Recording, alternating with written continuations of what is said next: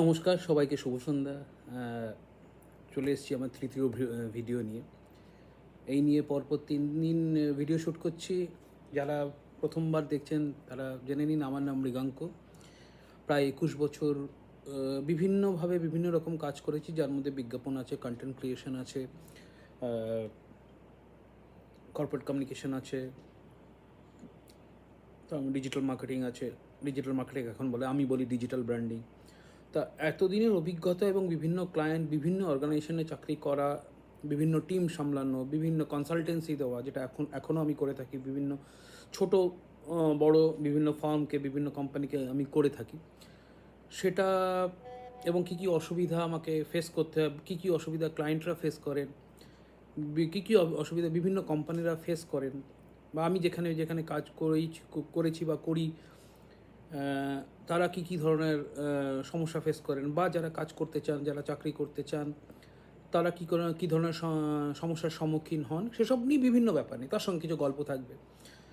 তা সেই নিয়ে আজকে তৃতীয় পর্ব। গত দুদিন ধরে আমি চেষ্টা করেছি মূলত একটা স্টার্ট আপ বা বিজনেস যখন শুরু করতে চান কেউ, তখন কিভাবে পুরো ব্যাপারটাকে সামলাতে হয়। আমি গত প্রথম দিন এবং গতকাল আমি বলেছি 7P এর কথা। 7P এর প্রথমে ছিল প্রোডাক্ট, এবং প্রোডাক্টের মধ্যে কথা বলা ছিল ব্র্যান্ডিংয়ের। প্রোডাক্টের মধ্যে বেশ কতগুলো পয়েন্ট আমি কালকে করেছিলাম, আলোচনা করেছিলাম। তার মধ্যে ছিল quality, image, branding, features, variables, mix, support, customer service, use occasion, availability এবং ওয়ারেন্টিজ। তো এতগুলো পয়েন্ট একটা প্রোডাক্ট যখন আপনি নিয়ে আসবেন মার্কেটে, বা নিয়ে আসার কথা বলেন, প্রোডাক্ট বা সার্ভিস, তার ক্ষেত্রে আপনাকে কিন্তু এতগুলো জিনিস ভাবতে হবে। বিস্তারিত আলোচনা গতকালের যে ভিডিওটা আপলোড করেছে, আপনারা চ্যানেলে গিয়ে দেখে নিতে পারেন, পার্ট 2-তে আছে। সেখানে শুধু প্রথম 7P এর প্রথম পিটা আমি আলোচনা করেছিলাম। তা 7Pটা আবার বলে দিই। 7P কী কী আছে, সেটা হচ্ছে product, price, place, promotion, processes, physical evidence and people. এতগুলো যদি ঠিকঠাক হয় তাহলে প্রফিটের মুখ আপনারা দেখবেন। Last P, 8P। আজকে প্রোডাক্ট নিয়ে কথা বলার আগে, প্রোডাক্ট এবং সার্ভিস যেহেতু একই ক্যাটাগরিতে আমি ফেলেছি, আমি একটা ছোট ঘটনা বলবো। তার মধ্যে একজন আমার ভাই এবং বন্ধু, যে বিজনেস শুরু করেছে নিজের দমে। আমার সাথে কেউ ফোনে আলোচনা করো, এমন নয় যে আমি বিশেষ কিছু ওকে সাহায্য করেছি বা এমন কিছু না, জাস্ট গাইড, অল্প স্বল্প গাইড, বাকিটা পুরো নিজের শ্রমে করেছে। তার নাম হচ্ছে শুভদীপ ঘোষ। ছেলেটি থাকে বর্ধমানে এবং বই প্রিয়, এমনিতে ছাত্র পড়ায়। তার বাবাও মাস্টার ছিলেন। জেদি ছেলে, ঝাড়বেকা ছেলে, বাড়ি বড় ছেলে এরকম জেদি আমি কম দেখেছি, কিন্তু জেদি ছেলে। এবং সে বিভিন্ন প্রকাশনার বই সে নিয়ে পাঠকদের কাছে পৌঁছে দেয়, দেশে এবং বিদেশে। এবং একটা বিজনেস করার জন্য তাকে বারিস্তায় গিয়ে কফি খেতে হয়নি, তাকে গিয়ে বিভিন্ন প্ল্যান করতে হয়নি, মানে অমুক লোনের জন্য অ্যাপ্লাই করতে হয়নি। সিম্পল একটা বিজনেস শুরু করেছিল, যে এটা ও ভালোবাসে, এটা ও দেবে, যেখানে একটা বিশাল গ্যাপ ছিল, মার্কেটের চাহিদা আছে, এবং সব প্রকাশনা সংস্থা সবসময় সেটা পূরণ করে উঠতে পারে না।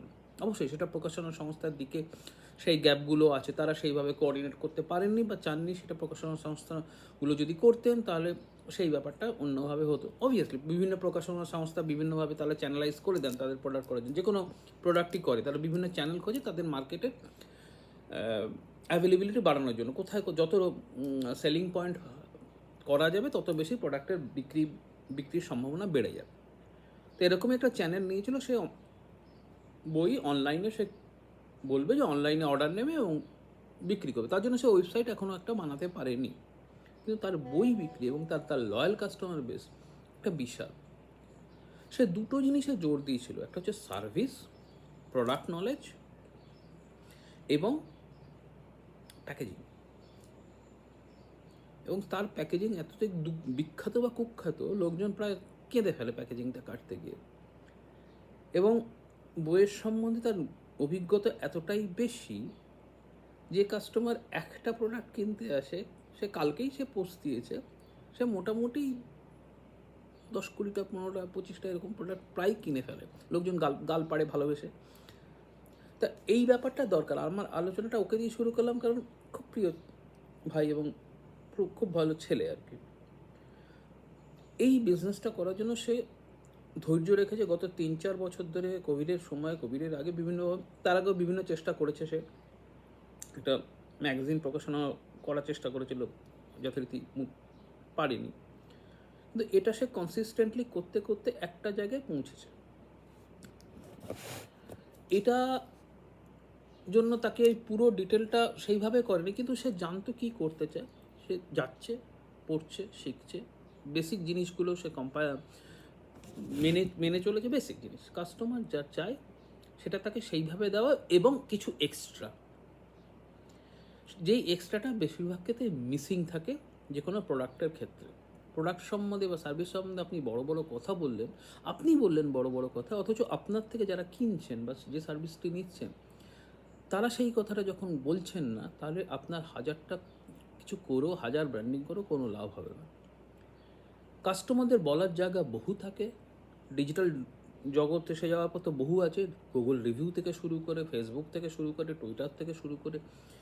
এবং একটা ব্র্যান্ড ভ্যালু গড়ে তোলা যতটা সময় সাপেক্ষ, ভাঙতে কিন্তু আজকের ডিজিটাল দুনিয়ায় 3 সেকেন্ড লাগবে। টুইটারে 4টে পোস্ট করবে, ফেসবুকে 4টে পোস্ট করবে, সেটা ভাইরাল হবে, সে 4টে গালি দেবে, এবং সত্যতা কতটা গভীরে না গিয়ে মানুষ কিন্তু 80% মানুষ বিশ্বাস করতে শুরু করবেন, কারণ যিনি করছেন তার অভিজ্ঞতা দিয়ে, ছবি দিয়ে, অমুক দিয়ে বলবেন, এবং তখন লোকে বিশ্বাস করতে শুরু করে, কারণ কোনো না কোনো জায়গায় গিয়ে তারাও সেভাবে সেই অভিজ্ঞতার সম্মুখীন হয়েছে।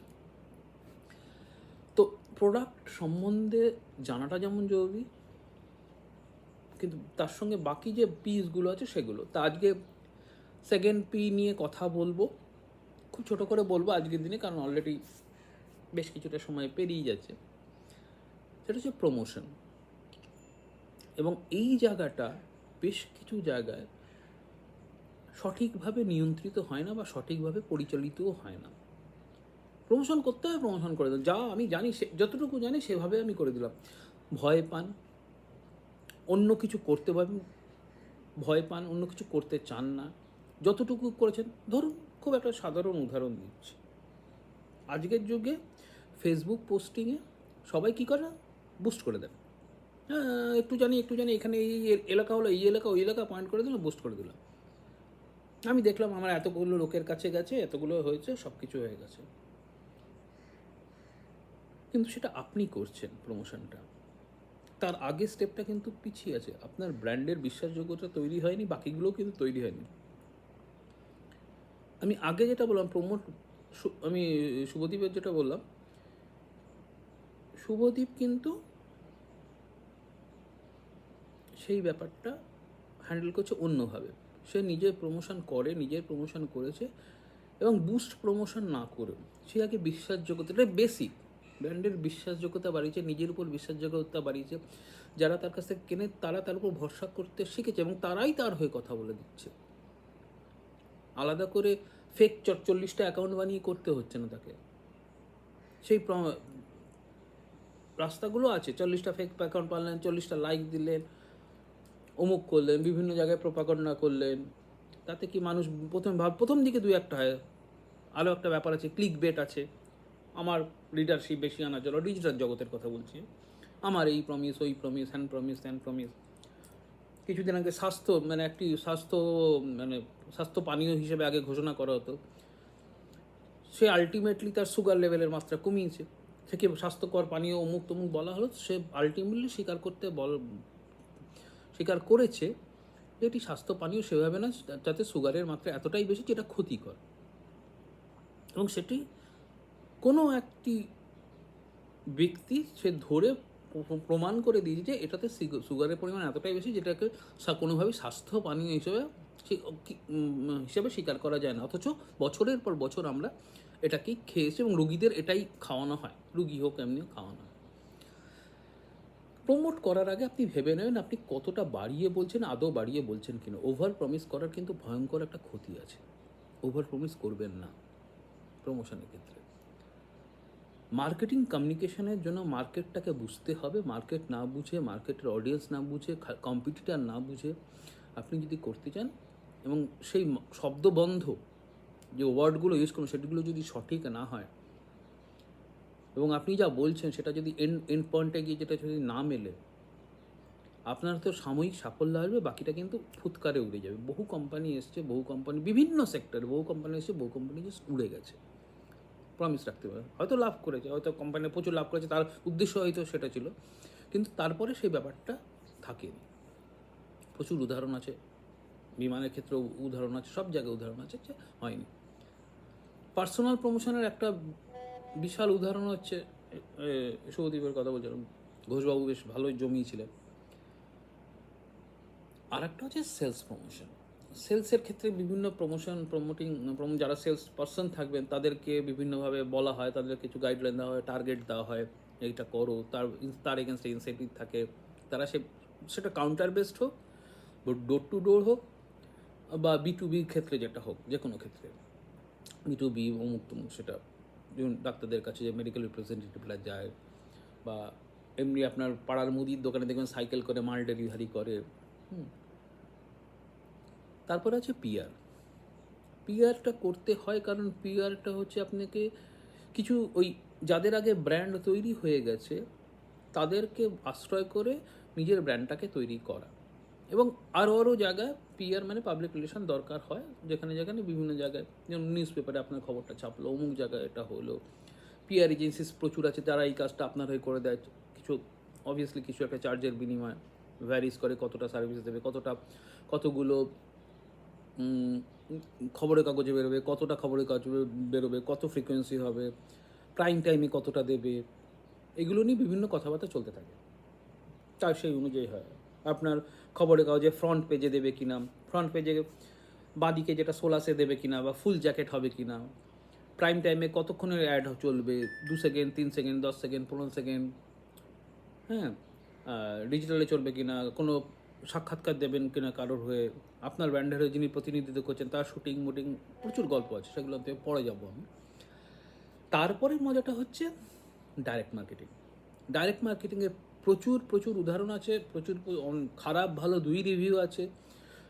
ডাইরেক্ট মার্কেটিংয়ের একটা বড় উদাহরণ হচ্ছে MLM, মাল্টি লেভেল মার্কেটিং। আজকাল D2Cও প্রচুর হয়েছে, অনলাইনের থ্রু দিয়ে D2C প্রচুর হয়েছে, ডাইরেক্ট টু কাস্টমার। তো প্রমোশনের বহু জায়গা আছে, কিন্তু সেই প্রমোশনটাকে স্কেল আপ করবেন কীভাবে, বা কোন জায়গায় কতটা প্রমোশন করা জরুরি, তার জন্য একটা প্রপার প্ল্যানিং দরকার হয়। সেই প্ল্যানিংটা না করলে পয়সা পরিষ্কার জলে যায়। এবং বহু ক্ষেত্রে কি হয়, তারা লোকজন মানতেই চান না। লোকজন বলতে অবভিয়াসলি আমি বিজনেস ওনার্সদের কথা বলছি, যে এটা করলে লাভ হবে। তাদের কাছে বিভিন্ন যুক্তি থাকে, এটা হয়নি, এটা হবে না, এই কারণে এটা হচ্ছে না। তারা জানেন যে এটা করলে এরকম হয়, এটুকুতেই আমরা থাকবো, আমার 4টে বুস্ট করলে হয়ে যাচ্ছে, আমার এতেই চলে যাচ্ছে। কারণ তার কাছে তার ফিউচার প্ল্যানটা নেই, বা থাকলেও সেটা সেইভাবে সংগঠিত নয়। আমার কাছে যদি 40টা প্রোডাক্ট থাকে, বা 100টা প্রোডাক্ট আছে, আমি কোন প্রোডাক্টকে কোন ক্যাটাগরিতে ফেলে কিভাবে প্রমোট করব তার একটা প্ল্যান থাকে না। তার সঙ্গে পিছনে ইনভেন্টরি গল্প আছে, মানে লাইন্স, বিভিন্ন লেভেলের যে SOPগুলো থাকে সেগুলো সংযোজনের ব্যাপার থাকে। বিভিন্ন প্রোডাক্টের ক্যাটাগরি একটু আগে যেটা বলছি, ক্যাটাগরাইজেশন ঠিকঠাকভাবে হয় না, তার ফলে তার প্রমোশন, তার ফলে তার ব্র্যান্ডিং, তার ফলে তার বিজ্ঞাপন পুরোটাই ভুল দিকে পরিচালিত হয় এবং লোকের কাছে পৌঁছায় না। আর তারপরে লোকজন ভেবেই নেন আমরা যা বের করছি, আমরা যা লোকজনকে বলছি সেটাই সেরা, লোকজন এমনিই নেবে, আমি ভালো কাজ করছি, অতএব লোকজন এমনি দেখবে না, বিশ্বাস করুন। আপনাকে লোকজনের কাছে নিয়ে যেতে হবে, ঠিকটা বলে এবং আকর্ষণীয়ভাবে ঠিক বলে বোঝাতে হবে। আমি যখন মাস্টার্স করছি জার্নালিজম ও মাস কমিউনিকেশন, তখনই প্রথম জেনেছি ইনভার্টেড পিরামিডের কথা। মানে খবরের কাগজে আমার যারা জুনিয়র আছে, সিনিয়র আছে, বা আমার যারা বন্ধু আছে আমার সঙ্গে, বা আমার ব্যাচমেট যারা এখন বিভিন্ন নামী সংবাদপত্র এবং টিভি চ্যানেলে কাজ করছে, তারা প্রত্যেকেই জানে ইনভার্টেড পিরামিডটা কী। খবরের কাগজে প্রথমে হেডলাইন থাকে, তারপর মূল কথাটা থাকে, তারপর বিস্তারিত খবরে যায়। পিরামিড উল্টোভাবে। বিজ্ঞাপনের ক্ষেত্রেও তাই, প্রোডাক্টের ক্ষেত্রে আপনাকে প্রোডাক্টটা কেন লোকে কিনবে সেটা এমন আকর্ষণীয় এবং সঠিকভাবে বলতে হবে যাতে লোকে বোঝে। থিওরি প্রচুর আছে বিজ্ঞাপনের, থিওরি মানে বিজ্ঞাপনে যে স্টলওয়ার্স আছেন তাদের থেকে প্রচুর প্রচুর কিছু জানা যায়, কিন্তু প্র্যাকটিক্যাল ফিল্ডে এসে প্রত্যেকটা প্রোডাক্ট প্রত্যেকটা সেগমেন্টে কীভাবে করতে হবে সেটা কিন্তু আপনাকে বুঝতে হবে। এবং যদি কোনো ভালো কনসালটেন্ট থাকেন, যদি কোনো ভালো এজেন্সি থাকে, তাদের সঙ্গে আলোচনা করে করতে হবে। এজেন্সি মানে সারাক্ষণ গলা কাটা সেরকমও নয়, আবার প্রচুর ক্লায়েন্ট আমি দেখেছি, আমি মিট করেছি, আমি জানি তারা ভাবেন তারা যে পথে এগোচ্ছেন সেটাই সঠিক এবং তার বাইরে কিছু হয় না, মানে পরিষ্কার ইংরে লেভেলেরও দেখেছি। এবং প্রচুর ক্ষেত্রে আমি বহু কোম্পানির এইচআরদেরও দেখেছি, বহু কোম্পানিকে দেখেছি তারা ক্লায়েন্টের সঙ্গে সেভাবে যোগাযোগ করতে চায় না, বা কাস্টমার লেভেলের সঙ্গে সেই যোগাযোগের সূত্রটা তারা জানি না। তো প্রমোশনের মতন চলে, কিন্তু প্রমোশনে যে আফটার এফেক্টসগুলো থাকে সেটা ভালো কি খারাপ যাই হোক, তখন সেটা তারা ইগনোর করতে থাকে, বা তাদের সেই মানে স্ট্রাকচারটাই থাকে না সেটাকে অ্যাড্রেস করার। অর্থাৎ প্রমোট করার আগে ভেবে নেবেন আপনি কতটা ইন্টেন্স তীব্রভাবে প্রমোশনটা করছেন, সেই প্রমোশনের যে প্রভাবটা আসবে সেটা হ্যান্ডেল করার মেকানিজম আপনার কাছে আছে কি না। যদি না থাকে সমস্যা। এটা হচ্ছে প্রমোশন। কালকে আরও মানে অন্যগুলো নিয়ে প্রাইস নিয়ে আলোচনা করো, খুব ছোটো করে আলোচনা করো বিস্তারিত যাওয়ার আগে। এইগুলো শুনে আপনার যদি মনে হয় এই চ্যানেলটা সাবস্ক্রাইব করা উচিত, তাহলে সাবস্ক্রাইব করবেন, শেয়ার করবেন। যারা জুনিয়র আছে, যারা নতুন এন্টারপ্রেনার আছে, তাদেরকে বলবেন বেল আইকনটা টিপে রাখবেন, যাতে আমি ভিডিও আপলোড করার সঙ্গে সঙ্গে আপনাদের কাছে খবরটা যায়। শেয়ারও করতে পারেন বন্ধু বান্ধবদের সাথে যারা বিজনেস করছে, কারণ এই রোজ একটা ফরম্যাট আমি আপলোড করতেই থাকবো বিষয়। এবং আরও বিষয় আছে যেগুলো নিয়ে আমি কথা বলবো। যারা নতুন চাকরি খুঁজছেন, যারা বিভিন্ন সেগমেন্টে চাকরি করছেন, আইটি হোক বা কাস্টমার কেয়ার হোক বা সেলস হোক। কারণ আমি যেমন আগে একটা ভিডিওতে বলছি, আমি যেমন ইন্টারভিউ দিয়েছি, আমি ইন্টারভিউ নিয়েওছি প্রচুর একটা সময়। ধরুন 2014-15 পর থেকে আমি বিভিন্নভাবে ইন্টারভিউ নিতে শুরু করি, সেটা ইন্টারন্যাশনাল লেভেলেও। এবং ধরনটা আলাদা আলাদা হয়, এবং বুঝতে হবে যে আপনি কেন কাজটা করতে চান, বা কোম্পানিকেও বুঝতে হবে আপনি লোকটাকে কেন নিচ্ছে। প্রচুর ফাঁক আছে সেসব জায়গায়, সেটা নিয়ে বিস্তারে আসবে ভিডিওগুলো। কমিউনিকেশন নিয়ে কথা বলবো, হ্যাঁ, ডিজিটাল মার্কেটিং নিয়ে অবশ্যই কথা বলবো, ডিজিটাল মার্কেটের টুলস নিয়ে বিভিন্ন কথা বলবো, হয়তো এআই নিয়ে খুব শিগগিরই কথা বলবো। শর্ট ভিডিও করার প্ল্যান আছে, তো সাবস্ক্রাইব করবেন, ছড়িয়ে দেবেন। এবং যদি কারো মনে হয় তাদের প্রফেশনাল হেল্প দরকার, বলবেন। আমি গলা মাথা কেটে চার্জ করি না, যারা আমার সঙ্গে কাজ করেছেন জানেন। আমি মানে অ্যাভাব বিয়ন্ড গিয়ে আমি সাহায্য করে থাকি এবং প্রতি মুহূর্তে করে থাকি। আর যদি এমনি জানার দরকার হয়, ভিডিওগুলো দেখতে থাকুন, শেয়ার করতে থাকুন। যদি মনে হয় কোনো কিছু জিজ্ঞাসা হচ্ছে, কমেন্টে গিয়ে কমেন্ট করবেন। এই বিষয়টা আমার কাছে ক্লিয়ার হয়নি, আমি সেই বিষয়টা নিয়ে পরবর্তীকালে আসবো।